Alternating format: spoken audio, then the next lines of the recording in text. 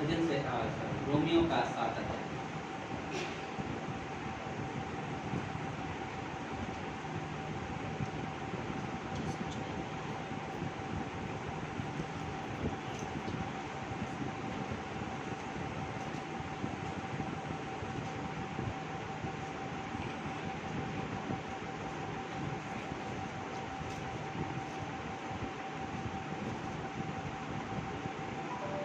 Romeo का 7 अध्याय 14 से 25। 14 से 25।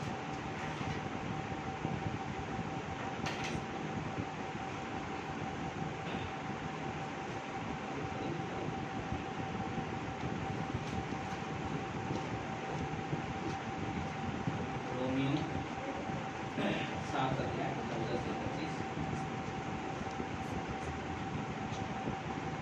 बहुत ही ना ध्यान से सुना और बहुत ही अच्छी चीजें के बारे में सीखने वाले हैं।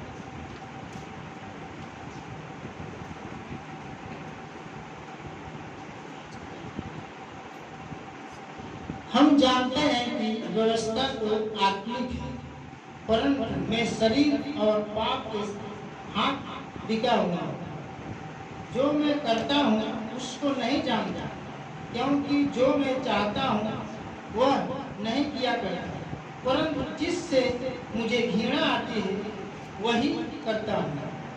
यदि जो मैं नहीं चाहता वही करता हूँ तो मैं मान लेता हूँ कि व्यवस्था भली है। तो ऐसी दशा में उसका करने वाला मैं नहीं वरन पाप है जो मुझ में बसा हुआ है। क्योंकि मैं जानता हूँ कि मुझ में अर्थात मेरे शरीर में कोई अच्छी वस्तु वास नहीं करती। इच्छा तो मुझ में है, परंतु भले काम मुझसे बन नहीं पड़ते। क्योंकि जिस अच्छे काम की मैं इच्छा करता हूँ वह तो नहीं करता, परंतु जिस बुराई की इच्छा नहीं करता वही किया करता हूँ। यदि मैं वही करता हूँ जिसकी इच्छा नहीं करता तो उसका करने वाला मैं न रहा, परंतु पाप है जो मुझ में बसा हुआ है। इस प्रकार मैं यह व्यवस्था पाता हूँ कि जब भलाई करने की इच्छा करता हूँ तो बुराई मेरे पास आती है। क्योंकि मैं भीतरी मनुष्य तत्व से तो परमेश्वर की व्यवस्था से बहुत प्रसन्न रहता हूँ, परंतु मुझे अपने अंगों में दूसरे प्रकार की व्यवस्था दिखाई पड़ती है जो मेरी बुद्धि की व्यवस्था से लड़ती है और मुझे पाप की व्यवस्था के बंधन में डालती है जो मेरे अंगों में है। मैं कैसा अभागा मनुष्य हूँ, मुझे इस मृत्यु की देह से कौन छुड़ाएगा। हमारे प्रभु यीशु मसीह के द्वारा परमेश्वर का धन्यवाद हो। इसलिए मैं आप बुद्धि से तो परमेश्वर की व्यवस्था का, परंतु शरीर से पाप की व्यवस्था का सेवन करता हूँ। आइए हम लोग प्रार्थना करते हैं। प्रिय परमेश्वर, प्रभु यीशु को धन्यवाद देते हैं आज के इस दिन के लिए। प्रभु आप महान परमेश्वर, अद्भुत परमेश्वर। प्रभु जी आज हमारी प्रार्थना है प्रभु जी आज की सभा की अगुवाई करें और इस वचन के द्वारा हम सभी से बातें करें प्रभु यीशु के नाम से, आमीन। अक्सर हम देखते हैं ना, और होता है सभी के साथ होता है, हर एक विश्वासी के साथ होता है कि हर एक विश्वासी के अंदर एक युद्ध चलता है। हमारे मनों में, हमारे हृदय में एक युद्ध चलता है। और यहाँ पे पौलुस यही बात कर रहा है कि मतलब मेरे मन में एक युद्ध चल रहा है और इस युद्ध से छुटकारा मैं कैसे पाऊँ। क्या युद्ध था? बोलता कि जब मैं अच्छा करने जाता हूँ तो बुराई मेरे सामने आ जाती है, और जब मैं जो भी करने जाता हूँ हमेशा उसका धोखा होता है। जब मैं बुराई जो करना भी नहीं चाहता हूँ अचानक वो मेरे सामने आ रहा है, अचानक आ जाती है। बोले लेकिन ये क्यों ऐसा हो रहा है? बोलते इससे मुझे कौन छुड़ाएगा। यहाँ ये बात कर रहा है कि मैं कैसा अभागा मनुष्य। 24 वचन, मुझे इस मृत्यु के देह से कौन छुड़ाएगा। बोले कि आपने देखा तो व्यवस्था के बारे में डिस्कस हो रहा है, व्यवस्था के बारे में। व्यवस्था बहुत ही अच्छा है, दिल बता दो, व्यवस्था बहुत अच्छा है, लेकिन उस व्यवस्था को हम पूरा नहीं कर सकते, उस व्यवस्था को पूरा नहीं कर सकते। सोचो हाँ? हम अपने बच्चे को कहेंगे बेटा यहीं पे खड़े रहना, हिलना मत जब तक मैं कहूँ, क्या बच्चा वहां पे मिलेगा? कुछ समय तक अटकोल करेगा, लेकिन बोलता ना कि वजह करना ही नहीं, बस चलो अभी निकलो। तो बोले कि व्यवस्था क्या करता ना, व्यवस्था मुझे बहुत बंधन में बांधता है कि हाँ ये मत करो, ये मत करो, ये मत करो, वो मत करो, ये मत करो, वो मत करो। लेकिन व्यवस्था से होता क्या है? व्यवस्था से हम जकड़े हुए रहते और हमारे अंदर आजादी नहीं आती। उदाहरण के लिए मुझे याद है ना कि, और एक बुरा मान लो सच्चाई है, मुझे प्रदीप भाई ने बताया तो वो चीज़ें मुझे याद आ रही थी। जब मैं परमेश्वर से बातें कर रहा तो बात आई कि बोले क्या बहुत सारे पैस्टर, बहुत सारे शिक्षक, बहुत सारे लोग एक ही जगह नहीं, बहुत सारे जगह अपने अपने अलग अलग नियम बना लिए हैं। किस नियम से आपको जीना है, किस नियम से चलना है। तुम चर्च में आ रहे हो व्हाइट व्हाइट कपड़ा होना जरूरी है, नहीं तो दीना नहीं। कोई कोई ऐसे सिद्धांत देते हैं कि तुम प्रार्थना करने बैठे तो सर पे पल्लू होना जरूरी है। कुछ लोग ऐसे कहते हैं कान में पहने तो आप विश्वासी नहीं हो सकते, तुम संसारिक हो गए। यानी कि बहुत सारे नियम आते हैं। तो बोले कि कोई कोई ऐसे सिखाया कि तुमने बपतिस्मा नहीं लिया है तुम प्रभु भोज नहीं ले सकते हो। कुछ ऐसे सिखाया कि तुम बपतिस्मा नहीं लिया है तुम प्रार्थना नहीं कर सकते हो। और ये क्या है? उन्होंने एक शब्द कहा था, बोले कि दो बच्चे मेरे एक टैक्सी में बैठे जाते एग्जाम देने के लिए, और उन्होंने कहा इनसे कि अंकल मुझे आशीष दो ताकि मैं ना अच्छा से पास हो जाऊं। लेकिन वो शिक्षा में उस तरह से थे, उनको बोले मैं कैसे कर सकता हूँ? बोले कि बेटा तुम जाओ, लेकिन मैं दिल में कर दूंगा, ऐसा आशीष दे दिया कर। मैं सोच रहा था ना, और उस समय जब इनसे बात कर तो मैं एक ही उदाहरण दिया। सोचो कोई आदमी मर रहा है और मैंने बपतिस्मा नहीं लिया, कोई आदमी तड़प रहा है, मैंने बपतिस्मा, मैं क्या करूँगा? कैसे प्रार्थना करूँ? बस देख देख के मेरे अंदर क्या होगा। क्यों? क्योंकि मैं वो बंधन में बंधा हुआ है जो मुझे रोक के रखा हुआ है। मेरे अंदर दया उत्पन्न नहीं हो रही है, मेरे अंदर प्रेम उत्पन्न नहीं हो रहा है। लेकिन अगर हो भी रहा है तो क्या कर रहा है? जो दायरा है बपतिस्मा नहीं लिया है वो मुझे रोक रहा है। क्या होगा मालूम? अगर हम इस दायरे में बंधे हुए हैं, कोई आदमी तड़प मरने वाला है और हमने नहीं किया प्रार्थना, वो आदमी मर गया, किसी को नहीं जानता है, मालूम वो आदमी कहाँ गया होगा? नरक में चला गया। और बहुत दुखी होगा। वो दिन मैं निकल रहा था, यहाँ से निकला रास्ते में, रास्ते में हम लोग प्रार्थना करके जब आ रहे थे इनके आपके घर से ना, वो आदमी इनके पीछे साइड में आपकी पहले एक आदमी बहुत बीमार पड़ा हुआ पलंग पे, अचानक वो जो कुरमुरा बेचते रास्ते में वो मुझे पहचानते थे। तो बोले कि हमेशा फादी इधर से आते हैं तो इंतजार करते कि इधर से आएंगे तो उनको बुलाऊंगा। वो देखी तब तक बोले कि सर मुझे काम मिल गया। उन्हें बोले हाँ यहाँ पे इनका सब रिपोर्ट नॉर्मल है, लेकिन ये बीमारी से पड़ी पलंग पे लेटा हुआ। डॉक्टर ने बोला कुछ बीमारी नहीं है, सब नॉर्मल रिपोर्ट। तुरंत हम लोग गए उनके घर में। अगर सोचो उस समय में हम सोचते थे कैसे हम प्रार्थना करें, लेकिन हमने उनको देखा। जब वो बात मालूम है मुझे बहुत मेरे दिल को छुआ कि जब हमने उनसे बात कहा कि परमेश्वर आपसे प्रेम करता हूँ, उनकी आँख से आंसू टपक रहे, वो व्यक्ति उठ नहीं सकता लेकिन रोए जा रहा था। और जब उद्धार की प्रार्थना किया ना, उसकी आँख से आंसू टपक टपक के बोलता प्रभु ने वो बोल नहीं पा रहा, लेकिन बोलता कि मैं मन में बोलूंगा। सोचो आज भी इस हालात में आवाज नहीं निकल रही, लेकिन वो प्रार्थना किया। हमारा कहने का मतलब क्या है? जब कोई नियम में आ जाते हैं बोले हम एक बंधन है। और पौलुस वही बोला कि अगर मैं नियम में जाऊंगा तो मैं पूरा नहीं कर पाता हूँ, क्योंकि जब मैं नियम का पालन करने जाता हूँ कि किसी की बुराई मत करो, मेरे पास आ जाती है। अच्छा करने जाओ तो ऐसा हो जाता है, क्योंकि जब अच्छा करने भी लगेगा तो क्या होता है, इंसान के अंदर एक घमंड पैदा होने लगता है। अरे मेरे से कोई नहीं, क्यों? वो क्या कर उस चीज के बढ़ रहा है, और क्या घमंड करना भी पाप। तो हम कैसे परमेश्वर का वचन का आदर कर सकते, कैसे हम परमेश्वर को महिमा दे सकते? और यहाँ पे जब 15 वचन हमने देखा कि मैं जो मैं करता हूँ उसको मैं नहीं जानता, और उसके बाद जो मैं करता हूँ उसे मैं नहीं जानता, क्योंकि जो मैं चाहता हूँ वह नहीं किया करता, परंतु जिससे मुझे घृणा आती है वही करता हूँ। तो बोले कि जो चीज उसे नहीं करना चाहिए, मतलब वही चीज जो बाहर उसी चीज वही चीज के सामने।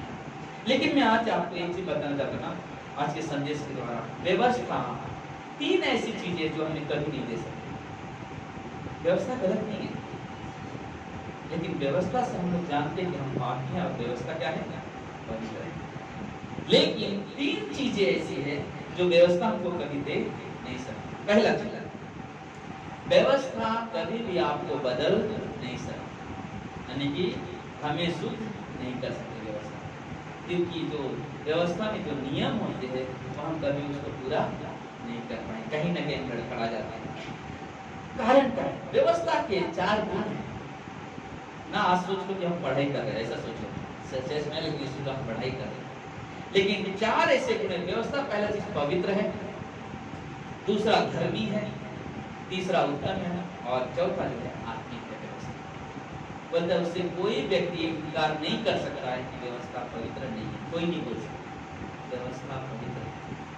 परमेश्वर ने वो व्यवस्था दिया है, लेकिन कोई भी व्यक्ति यीशु मसीह को छोड़ जितने भी व्यवस्थापक थे, किसी ने भी उस व्यवस्था को पूरा नहीं कर पाया। और इसलिए यहाँ पर जब हम देखते हैं तो बोले कि ये बहुत ही अद्भुत चीज है, क्योंकि यह ऐसा पवित्र परमेश्वर है की ओर से आई है जो हमें कहने और करने में पूरी तरह से धर्मी है। ये व्यवस्था ऐसे परमेश्वर से आई है जो करने में और कहने में पूरी तरह से सक्षम है।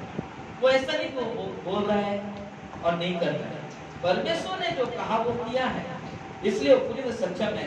व्यवस्था उत्तम है, यह हमारे सामने परमेश्वर की पवित्रता को प्रकट करती है। क्या करती है? परमेश्वर के पवित्रता को प्रकट करती है। हमें यह देखने में मदद करती है कि हमें एक उद्धारकर्ता की जरूरत है।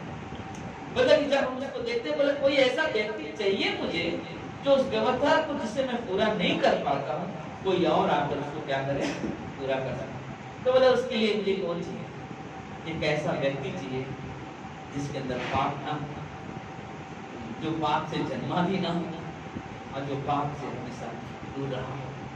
और यीशु मसीह के सिवा कोई और हमें दिखाई नहीं देता है। तो यीशु मसीह है जो पूरी तरह से पवित्र है।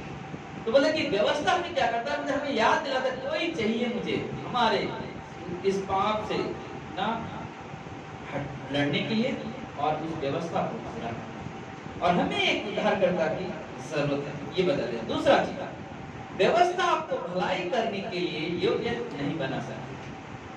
व्यवस्था कभी भी आपको भलाई करने के योग्य नहीं बना सकती, क्योंकि पवित्र आत्मा ही नहीं दे सकती। व्यवस्था जो है कभी भी पवित्र आत्मा ही नहीं दे सकती। पवित्र आत्मा किसने दिया? यीशु मसीह। यीशु मसीह ने कहा कि मैं जाता हूँ पिता के पास, पिता से विनती करूंगा और तो तुम्हें क्या करेंगे, सहायक देंगे, सत्य की आत्मा जो तुम्हारे संग रहेगा।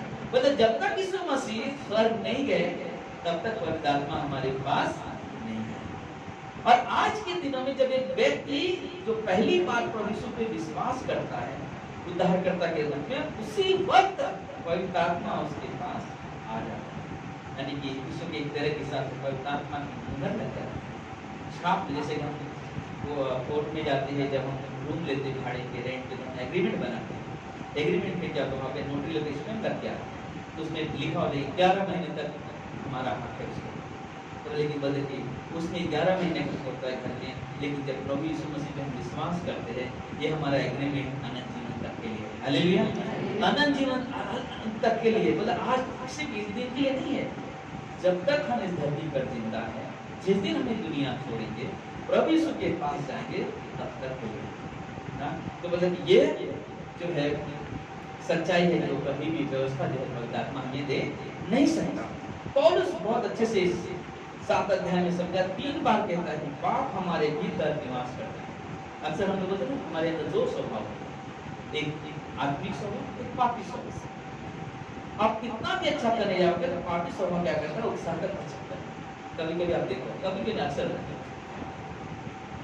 आज से दारू नहीं पीऊंगा, 31 से आज से नहीं पीऊंगा ना, नए साल आज 31 से कल से नहीं पीऊंगा। उसने एक निर्णय लिया नहीं करना, लेकिन जैसे ही बीत जाता है दूसरे दिन वापस धीरे धीरे आता है। जैसे बीत जाता है क्यों क्यों क्या कर रहा है, सबसे पहला चीज तो नियंत्रण, वो जो पापी स्वभाव है वो उसे उकसाता है।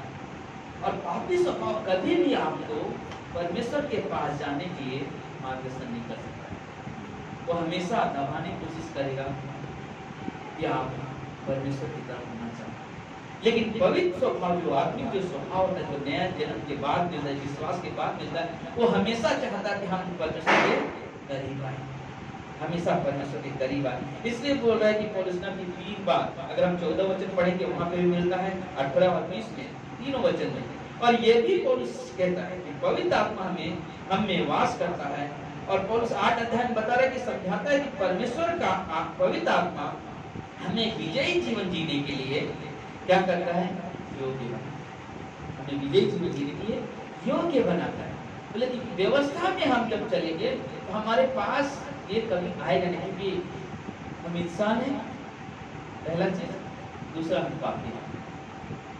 और जब तक हम जिंदा हैं, हमारा पापी स्वभाव कभी अलग नहीं होगा। वो हमेशा उकसाता है बुराई करने की तरफ, बुराई करने की तरफ। लेकिन उसका हल भी है, हम आगे देखेंगे, उसका हल भी है, बहुत जरूरी है हमें समझने के लिए। आज कई व्यवस्था पर, आज कई सारे, जैसा कि हमने कहा ना, बहुत सारे पास्टर, बहुत सारे शिक्षक बोले कई सारे व्यवस्था कहते हैं, व्यवस्था का पालन करो तो उत्तम काम करोगे, व्यवस्था का पालन करो तो अच्छे काम करोगे। नहीं हो सकता, क्योंकि व्यवस्था गलत नहीं है, लेकिन जो व्यवस्थापक है, जो जोर डालते हैं, नियम बनाते हैं, बोले वो कभी नहीं करते ऐसा हो सकता।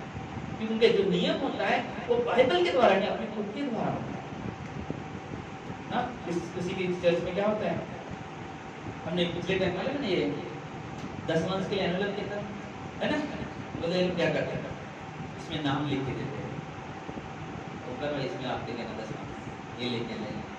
और संडे के दिन क्या करते, जब हो जाता है शाम के टाइम, बोले गिनते हैं तो देखते हैं किसका नाम नहीं आया, अगले संडे जाकर उनको पकड़ते हैं। लोगों का नियम अपना बना लिया, अरे आपका 10 मंथ नहीं आया, आप क्या कर रहे हो, आप परमेश्वर की हाल में एक चीज आप याद रखना, जिस व्यक्ति ने प्रभु यीशु को अपना उद्धारकर्ता ग्रहण कर लिया, वो कभी भी अपना 10 मंथ देने से नहीं छूटेगा। अगर सचमुच जो परमेश्वर से प्रेम करता है, परमेश्वर के प्रेम को अनुभव करता है, वो कभी भी उसके हाथ कभी पीछे नहीं रहेंगे इन चीजों के लिए, हमेशा आगे। लेकिन लोग जो बहुत सारे अपने व्यवस्था की तरह से बहुत सारे नियम बना लिया है, लेकिन उसके वजह से क्या करते हैं, लोगों को प्रेशर, दबाव डालते हैं ना। सच्चाई है, 10 मंथ देना चाहिए, सच्चाई परमेश्वर का हक है। अगर दे रहे हो, तुम्हारे नहीं दे रहे हो, अगर नहीं दोगे उसका भी फल दिखाई देगा, और दोगे तो भी फल। लेकिन जरूरी है, बाइबल कहता है जरूरी है ना, लेकिन हम आपको हंटर लेके नहीं खड़े देंगे, अरे किसने दिया किसने नहीं दिया, वो आपका और परमेश्वर के बीच का रिश्ता है ना। हमने कई बार कहा, कभी कभी अक्सर होता है, मतलब जब हम लोग परमेश्वर 10 मंथ नहीं देते, उतना उससे कहीं अधिक दवा के पीछे चला जाता पैसा, कहीं किसी और जगह में चला जाता है पैसा, बाद में बता इधर चला गया पैसा। क्यों? क्योंकि हमने दिल से जो परमेश्वर पे विश्वास किया है, उसका हक उसे नहीं देते। कहाँ से हमारे पास मानव की भरपूरी है, कहीं न कहीं वो पैसा चला जाता, नहीं बचेगा, दिखाई नहीं देगा। इसलिए बहुत जरूरी है कि हम परमेश्वर का वचन का पालन, हम परमेश्वर का और उसके वचन का पालन करें। परमेश्वर सिखाता है, जो व्यवस्था के विरोध में करता है, यहाँ तक कि जब मैं यह कहता हूँ कि मैंने अच्छा किया, तब मैं जानता हूँ कि बुराई में हूँ। जब मैं अच्छा कर लेता हूँ, बुराई कैसे आ गई, अरे अच्छा कर लिया मैंने, आ गई ना फटक से। तो बोले कि वो अच्छा करने भी जाता, तब तक बुराई उनके सामने होती। यह सच है कि व्यवस्था भली है, परंतु मैं बुरा हूँ। व्यवस्था भली है, मैं बुरा हूँ। इसलिए जो धर्म का व्यवस्थापक है वो गलत है, जो नियम बनाते हैं वो गलत है ना। व्हाइट कपड़ा नहीं पहना, परमेश्वर ने अपनी प्रार्थना से नहीं जाएगी। बहुत सारे रूल्स रेगुलेशन हो जाते। तुमने कान भी पहन क्या है, सोना मना है बाइबल में, तुमने सोना पहना, तुम संसारी बन गए, अब तुम्हारा प्रार्थना नहीं सुनी। लेकिन बाइबल ये नहीं कहता है। बाइबल जो कहता है प्रार्थना सुनने के लिए, बाइबल कहता है यूहन्ना के 15:7 में, यदि तू मुझ में बना है, परमेश्वर कहता है यदि तू मुझ में बना है और मेरा वचन तुझ में बना है, तब जो चाहे वो मांगेगा, उनसे क्या होगा, मतलब कानून नियम नहीं बना दिया ना इस बंधन में, बोले कि वो हमें समझना बहुत जरूरी, क्योंकि व्यवस्था हमें भले काम करने योग्य नहीं बना सकती ना, कभी नहीं कर सकते। अब सोचो ना, तो भाई ने टैक्सी में छोड़ा लड़के को, प्रार्थना करते थे तो उसको भी कैसा होता था, अरे वाह देखा अंकल ने मेरे लिए प्रार्थना किया, मेरा रिजल्ट अच्छा आया, क्या हो गया, इतना दिल से उनको ना उन्होंने कुछ सोच के बोला होगा। अक्सर देखोगे तो लोग बोलते ना एग्जाम देने जा रहे हैं, कभी कभी बचपन में देखा है जब विश्वास में थे बच्चे अपने माँ बाप के बेच छुट्टी जाते ना, मम्मी आशीर्वाद दो पास हो जाओ, बहुत सारे लोग तो बोले कि ये जब ऐसी कंडीशन आती है तो बोले वहाँ पे क्या होता है, निराश हो जाता है। साहस वो असहाय मन में प्रार्थना के लोग अवसर ढूंढते, प्रार्थना के लोग अवसर ढूंढते।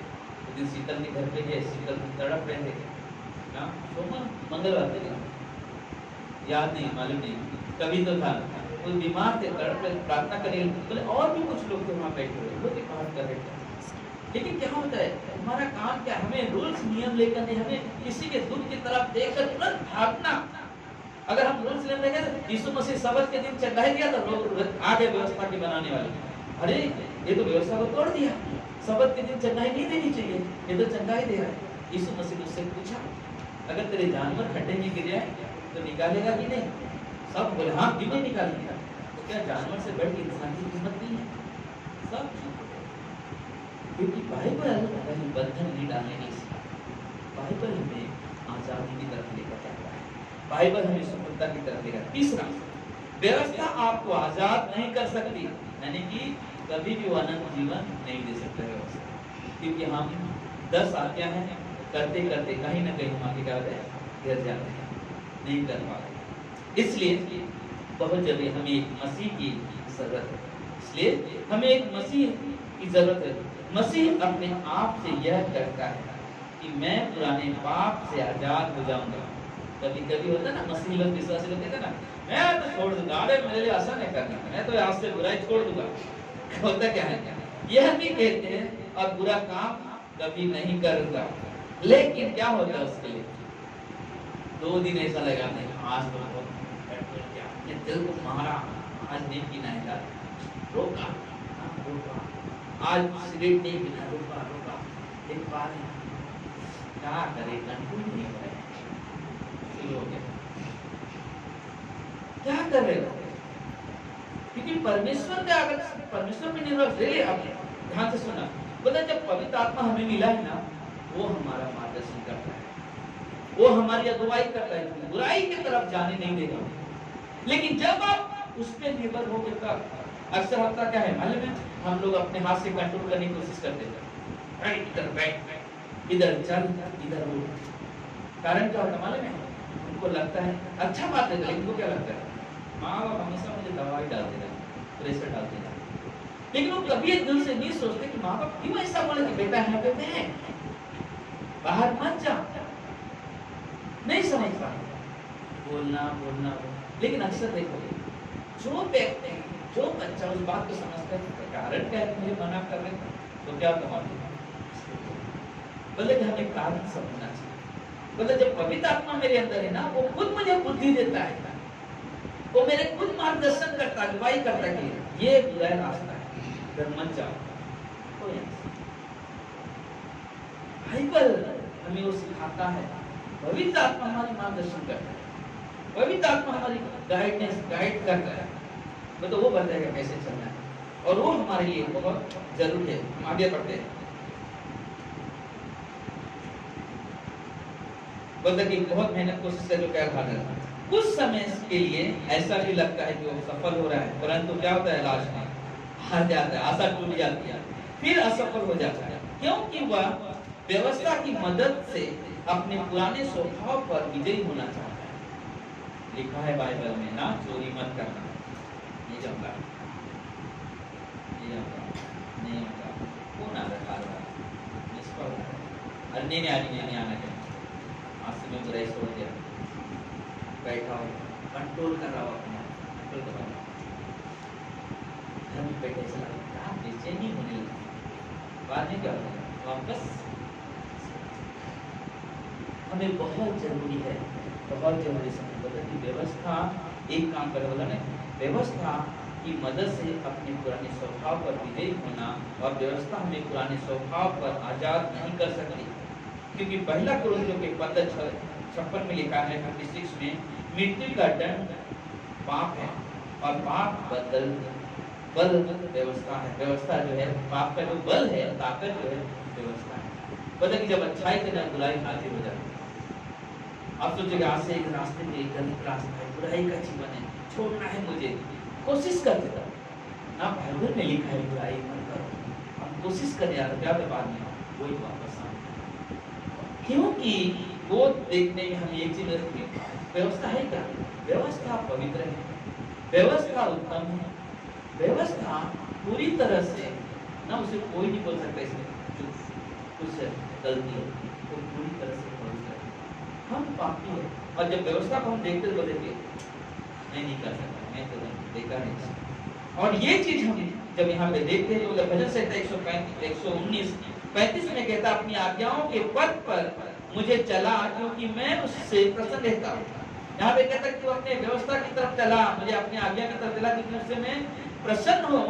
लेकिन पुराना स्वभाव क्या करता है, परमेश्वर की व्यवस्था को तोड़ने में आनंदित है। वो लेकर मतलब मुझे अच्छा लगता है, प्रभु तेरे साथ व्यवस्था में चलेंगे, लेकिन क्या करता है, पुरानी जो पापी स्वभाव है वो बुराई की तरफ लेकर जाता है, उससे आनंद मिलता है, अच्छा हो गया ना। अक्सर देखोगे, मुझे याद है, मतलब शैतान अक्सर एक चीज कब उसको खुशी मिलती है, जब एक विश्वासी को बुराई की तरफ लेके जाता है। जब एक विश्वासी को बुराई की तरफ लेके जाता है, शैतान को बहुत मजा आता है, बहुत आनंद मिलता है, क्योंकि उसे मालूम इसने परमेश्वर की व्यवस्था को तोड़ दिया, इसने परमेश्वर की निंदा की। इसलिए वो क्या करता है मालूम, हमेशा विश्वासियों के पीछे रहता है, इनको दोष लगाओ, ये बुरे हैं, ये गलत करते हैं, ये ऐसा करते हैं। इसलिए हमें बहुत जरूरी है समझना कि परमेश्वर क्या सिखाना चाहता है, प्रभु यीशु क्या बताना चाहता है, वो हमें सोचना बहुत जरूरी है। इसमें कोई आश्चर्य की बात नहीं है कि व्यवस्था के अधीन करने वाला विश्वासी थक जाता है ना, व्यवस्था के अधीन रहने वाला विश्वासी क्या होता है, थक जाता है, नहीं कर पाता है। जैसे हमने कहा, कोई बच्चे को इधर बेटा खड़ा रहना, हिलना मत, खड़ा खड़ा खड़ा खड़ा दिखेगा दिखेगा, फट से वहां से निकल जाएगा, है ना पूरा ना, क्या हो जाएगा, क्या होगा, अरे किधर क्या लड़का चला, क्यों कंट्रोल नहीं कर पाता। और इसलिए हमें बहुत जरूरी है इस चीज को समझना। निराशा भी हो जाता है, निराश भी हो जाता है, जब टूट जाता है क्या होता है, निराश है, जैसे पापा ने देख लिया तो बोला ना, क्या हो गया, चेहरा तो बोले कि जो व्यवस्था है ना, वो जब हम उसके अधीन में रहने जाएंगे तो हमेशा हम निराशा में रहेंगे, क्योंकि हम करने को कोशिश करते हैं, हार जाते हैं, 100 सीढ़ी चढ़ना, चढ़ गया, थोड़ा गिर गया, पूरा नहीं जाने दो, नहीं थोड़ा कोशिश करते, थोड़ा जाएंगे, नहीं हो सकता, नहीं करना चाहिए। बोले कि वैसा हमारा जीवन होता है, इसलिए बहुत जरूरी है ना, क्योंकि जब ऐसा करते हमारी आशा टूट जाती है, हम अपना साथ छोड़ देते, कुछ फायदा नहीं चाहिए, लेकिन बहुत जरूरी है। बस पहुंच गए आपने। आप सोचते होंगे कि क्या कोई छुड़ाता है, छुटकारा है, अगर हम लोग सोचेंगे, लेकिन इससे छुटकारा कैसे मिलेगा, कि हम जब अच्छाई करने जाते तो रह जाता है, बिल्कुल छुटकारा का। मैं परमेश्वर का धन्यवाद देता हूँ कि कोई है जो मुझे छुड़ाएगा। कौन है, और वो है हमारा प्रभु यीशु मसीह। जो इस व्यवस्था से हमें छुड़ाएगा वो है हमारा प्रभु यीशु मसीह, क्योंकि जो प्रभु यीशु पर विश्वास करते हैं वह मसीह के साथ एक हो जाते हैं। क्या हो जाते हैं, उनके साथ एक हो जाते हैं, एक हो जाते हैं। इस पौलुस क्या कहता है, यही पौलुस गलातियों के 2:20 में कहता है कि मैं मसीह के साथ क्रूस पर चढ़ाया गया।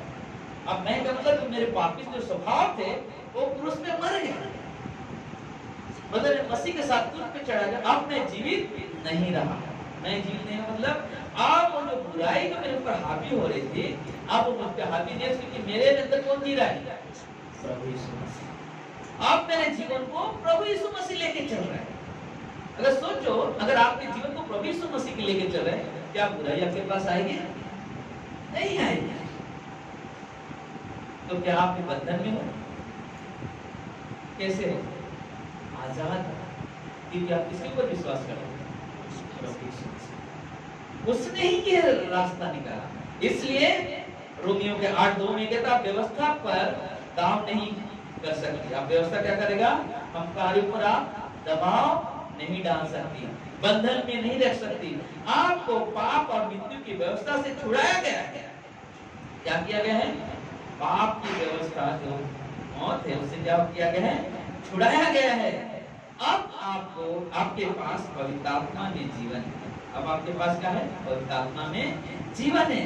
आपके मसीह जीवन के एक संपूर्ण नए क्षेत्र में प्रवेश करने का करने बल्कि आप जो हम अपने प्रभु यीशु पे विश्वास कर लिया है, आपको नया जीवन मिला। आप पुराना जीवन खत्म बीत गया है, अब नया जब जीवन मिला है तो उसके लिए करना क्या है? मुझे पूरी तरह से प्रभु यीशु पर निर्भर होना, मुझे पूरी तरह से पवित्र आत्मा पे निर्भर होना। मैं रास्ते में चल रहा हूँ लेकिन मेरा एक सोचना चाहिए कि मैं एक विश्वासी हूँ। इसलिए वही पौलुस दूसरा कुरिन्थियों के 13:5 में कहता है कि हर दिन अपने आप को परखो कि मैं विश्वास में हूँ कि नहीं। हर दिन, एक दिन नहीं, 2 दिन नहीं, बोला हर दिन अपने आप को परखो कि विश्वास में हूँ कि नहीं। अगर विश्वास में परखने में गलत हो तो बोलता हूँ कि बहुत अजीब सा शब्द लिखा है, बोलते तुम निकम्मे हो। बोला अगर परखने में गलत निकल रहे हो तो तुम निकम्मे हो कि तुम परमेश्वर के नाम भय नहीं रख रहे। तुम व्यवस्था जो परमेश्वर ने जो तुम्हारे लिए उस पर जान दिया है उसका तुम आदर नहीं कर रहे। जो परमेश्वर का आदर करते हैं वो फ्री है, आजाद है। परमेश्वर ने नहीं कहा कि तुम एक जगह बैठे रहो, कैद में बने रहो, नहीं। प्रभु यीशु पे जब हमने विश्वास किया हमें आजादी मिल गई, हमें स्वतंत्रता मिल गई। इसलिए हमारे लिए बहुत जरूरी है हम इस चीज को समझें। आगे कहता है पौलुस ने रोमियो के 7 में हमने पढ़ा 7 से 25 बोला पाप और मृत्यु की व्यवस्था से वर्णन किया गया ना। पाप और व्यवस्था से कौन छुड़ाएगा? कौन मुझे आजादी देगा? लेकिन 8 में जब हम लोग देखते हैं जीवन के पवित्र आत्मा की व्यवस्था का वर्णन किया गया है कि हम व्यवस्था से मुक्त हो। जब यीशु मसीह को हमने विश्वास किया हम व्यवस्था से मुक्त हो गए। अब हमें वो नियम कानून में बंध के नहीं रहना है, क्योंकि जो व्यवस्था थी मेरे यीशु ने क्रूस पे क्या कर दिया? अब हमको ना डर के नहीं चलना है, अब हमें भय के नहीं चलना है। स्वतंत्र हम विश्वासी है, हम परमेश्वर विश्वासी, हम कहीं भी प्रार्थना कर सकते हैं, हम कहीं भी जा सकते हैं, क्योंकि हमारे साथ हमारा प्रभु। बुराई की तरफ नहीं जा सकते, क्योंकि पवित्र आत्मा है मेरे अंदर, वो हमारी मार्गदर्शन करेगा ना। हम चल रहे, हमें विश्वास अगर परमेश्वर पे है और पवित्र आत्मा हमारे अंदर है तो वो अगुवाई करेगा कैसे चलेगा। और वो सच्चाई है, वो सच्चाई है और वो हमारी मार्गदर्शन करता भी है। इसलिए अब व्यवस्था आपको दंड नहीं दे सकती, इसलिए तो व्यवस्था पवित्र थी, आप पापी, आप वो हमें सजा नहीं दे सकते, क्योंकि हमारी जो सजा थी पाप की वो कौन भर दिया है? प्रभु यीशु ने। वो हमारे पाप की सजा ने भर दी। आप कोई हमें दंड नहीं दे सकता ना। दंड के खातिर उसने ऊपर उठा लिया, नहीं कि उसने क्या किया? क्रूस पर सजा उठा के अपने ऊपर ले लिया, परंतु परमेश्वर ने हमें बचाने के लिए अपने पुत्र को भेजा और वह किया जिसे करने की व्यवस्था असमर्थ है। बोला जो काम व्यवस्था नहीं कर पा रही थी उसे परमेश्वर ने अपने बेटे को भेजा जिसने उस काम को क्या कर दिया? आप हमें उस चीज को करने की जरूरत है। कैसे होगा, क्या करेंगे? हम लोग ना कई बार सुना है हमने, बोला कि अगर सोचो हम लोग कितने सारे लोग हैं, हम लोग होटल में गए खाना खाने, ठीक है, हम लोग खाना ना खा लिया, आप बोले काश इतना बिल आएगा करने के लिए, थोड़ा सुनील से ले लूँगा, थोड़ा प्रदीप भाई से ले लूँगा, थोड़ा ओंकार भाई से ले लूँगा, थोड़ा रामलाल भाई से ले लूँगा, कम बड़ा और कोई रहेगा बड़ा आदमी ले लूँगा, शीतल से लूँगा, सीमा से ले लूँगा। लेकिन जब हम लोगों ने खाना ना खा लिया, लेकिन वो मेरे विचार था मैं ऐसा कर दूँगा कम पड़ा, लेकिन हम लोग खाना ना खा लिया और अचानक काउंटर पे गया, बोला बिल दो, बोला नहीं बिल लेंगे, बोला क्यों?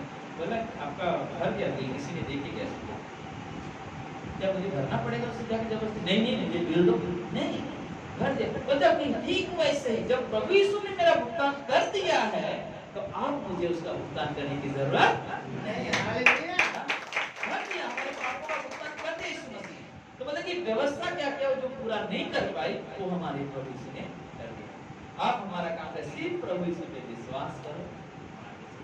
इसलिए 8:1 में कहता है कि ना जो लोग प्रभु यीशु मसीह पे विश्वास करते हैं उनके ऊपर दंड किया गया नहीं, अब हमें कोई सजा नहीं सकती, लेकिन जरूरी है हम परमेश्वर के वचन का हम परमेश्वर के वचन का आदर करते थे, जो हमारे लिए बहुत जरूरी है।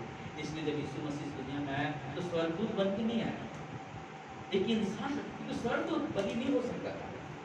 यीशु मसीह हमारे लिए इंसान बनकर आया, स्वर्गदूत ने इंसान बनकर आया, हमारे जैसा रूप लेकर और हमारी भाषाओं में हमें समझाया, हमें वो संदेश बताया, और उसने बताया कि मैं वो बेटा हूँ जो तुम्हारे पापों को अपने ऊपर लेकर जाने वाला। और जिस दिन हमने उसको सुना, देखा, जाना कि वो भी हमारे पापों का भुगतान कर दिया, आप तो उस पाप से मुक्त हो चुका हूँ जिस पाप में मैं जी रहा था, जिस पाप में मैं दबा हुआ था, आपने स्वतंत्र हो गया, क्योंकि प्रभु यीशु ने हमें एक स्वतंत्रता की आत्मा दे दी है। हालेलुया। हम अब परमेश्वर के पीछे एक संपूर्ण मन लेकर चल रहे हैं। हम अब परमेश्वर के पीछे, हम उस परमेश्वर के पीछे उस तरह से चले जो प्रभु यीशु पे विश्वास किया है। प्रभु यीशु ने वो जीवन दिया, अनंतकाल का जीवन दिया है, वो जीवन की महिमा करते हैं, वो जीवन का आदर करते हैं, वो हमारे लिए बहुत जरूरी है। वो हमारे लिए, इसलिए रोमियो के 8:4 में कहता है, व्यवस्था आपको वश में नहीं कर सकती। व्यवस्था जो है कभी भी अभी हमको अपने वश में नहीं लेकर आ सकती। कोई विश्वासी व्यवस्था के सामर्थ्य में नहीं, बल्कि पवित्र आत्मा के सामर्थ्य में धर्मी जीवन जीता। व्यवस्था में नहीं, मैं पहले भी कहा, कि अगर हम नियम नहीं बने, नहीं हो सकता कि मैं पाप छुटकारा पा सकूं। लेकिन जब पवित्र आत्मा के अगुवाई में जब जीवन जीऊंगा तो ऑटोमेटिक बुराइयां साइड होने चली जाएगी, वो सामने आएगी नहीं, क्योंकि पवित्र आत्मा क्या करता है, मार्गदर्शन। आप चलोगे, आपके साथ बातें करता है पवित्र आत्मा, अगुवाई करता है, सही नहीं है मत करो। कई कंडीशन देखोगे आप, कई ऐसे विश्वासियों की गवाहियों को देखोगे, और वो हमारे लिए बहुत जरूरी है। परमेश्वर की आवाज को सुने। हम जब चलते, अगर हमें मालूम बुरा है, हम उसकी तरफ हाथ ना डालें। अगर कोई कितना भी बोल रहा है, बुराई नहीं है, सब अच्छा है, आप देखो नहीं ऐसे, लेकिन बोलेगे हम जब तक प्रार्थना में संतुष्टि नहीं मिलेगी तब तक हम आगे नहीं बढ़ेंगे। लेकिन अगर हमारे मन में ही गलतफहमी बैठ गया है, हम कितना भी प्रार्थना करेंगे, कितना भी रोएंगे, कभी भी अच्छाई उत्पन्न नहीं होती, क्योंकि हमारे मन में गलतफहमी बैठ चुका है। लेकिन अगर हम पवित्र आत्मा पे निर्भर है, बाइबल कैसे सिखाता है, अपने दुश्मन को भी क्या करना, प्रेम करना, माफ करना, सताने वाले के लिए प्रार्थना करना, बोले कि परमेश्वर सिखाता है। अगर सोचो, अगर हम व्यवस्था में हैं तो क्या होगा, वो आजादी नहीं मिलेगी। पहले जमाने में होता था खून का बदला खून, बाइबल में भी लिखा, लोग भाग के शमशान में भागते थे, क्योंकि उसके भाई को मारे तो उसको भाई को मारेगा, तो लोग भागते जाते थे, मर्डर की वजह से भाग के चला जाता था सरल नस्ल, बाद में समझते भी नहीं। बोले कि वह ऐसा जगह बना हुआ रहता था। हम लोग कभी कभी कॉमेडी करते थे, आप लोग बाइबल कॉलेज में थे, बोले कभी मस्ती पर मारने का, शमशान में जाके भाग के बैठ जाने का, ऐसा कर। तो बोले लेकिन हमारा आज करने का जो व्यवस्था हमें दिया गया है, हम जब व्यवस्था कानून बनाने जाएंगे, हम कभी मसीह जीवन नहीं जीएंगे। मसीह जीवन जीने के लिए हमें मसीहा की जरूरत है। और जब मसीहा मुझे मिल गया है, तो मसीहा ने मुझे एक सहायक दिया है, वो है पवित्र आत्मा। और वो क्या करेगा, हमारी मार्गदर्शन करेगा, वो हमारी अगुवाई करेगा। इसलिए आप कभी भी डर के मत चलो परमेश्वर में, डर के चलना नहीं आगे ठीक है, अभी हो गया तो ऐसा हो गया तो नहीं, आपके अंदर पवित्र आत्मा है, आपने विश्वास किया। अगर किसी ने विश्वास नहीं किया, आपके लिए प्रार्थना करना मेरे पीछे जरूरी है। उद्धार की प्रार्थना ही, क्योंकि उद्धार की प्रार्थना में कभी सोच रहा था कि जब वो लोग इस तरह से बपतिस्मा लिए तो प्रार्थना नहीं कर सकते, तो उद्धार की प्रार्थना का भी क्या ना, फिर तो उद्धार की प्रार्थना भी नहीं हुआ रहेगा। तो लेकिन बोलते कि अगर उद्धार की प्रार्थना नहीं हुआ और मैं चर्च में आ रहा हूँ, डेली आ रहा हूँ, इसका मतलब क्या होगा, मैं मर गया, मरने के बाद नर्क चला गया, क्योंकि मैंने उद्धार की प्रार्थना नहीं की, मैंने यीशु को अपना उद्धारकर्ता नहीं स्वीकार किया। लेकिन मैं क्या कर रहा हूँ, मैं व्यवस्था की वजह से मैं डरा हुआ हूँ, जिस दिन मेरा बपतिस्मा होगा उसी दिन मैं प्रार्थना करूंगा, उसी दिन प्रभु को बोलूंगा, प्रभु मैं पापी हूँ, मुझे क्षमा कर। नहीं, तो देखिए परमेश्वर ने वो हर एक बल दिया है, हर एक बल दिया है। वापस वही बात है, जो आदमी वहाँ पे पलंग पे लेटा हुआ था, उसको जब कहा कि कहो प्रभु यीशु मैं पापी हूँ, मुझे क्षमा करो, रो रो के बोल रहा है, उसकी आवाज नहीं खुले लेकिन हाथ इसे पकड़ा हुआ है, कांप रहा है, रो रहा है। हमारा काम क्या है? दुखियारों की तरफ ध्यान लगाना। जब हम गीत गाए ना कर रहे हैं, दुखियारों को गले से लगाए, भटके को राह दिखाए ना। रियली परमेश्वर क्या करता है ना? दुखी है इंसान, उसके दुख को समझना है, वो हमारे लिए चलता है, वो हमारे लिए। इसलिए आप परमेश्वर में आनंद करो, परमेश्वर में खुशी मनाओ। मतलब डर करके मत चलो। परमेश्वर में भय की आत्मा नहीं, हमें स्वतंत्रता की आत्मा दी है। हालेलुया। तो हम परमेश्वर की महिमा करें, परमेश्वर की बड़ाई करें, परमेश्वर की खुशी करें। आमीन। आइए हम प्रार्थना करें। हे परमेश्वर, हम धन्यवाद देते हैं। सारा आदर, सारा महिमा, सारा गौरव आप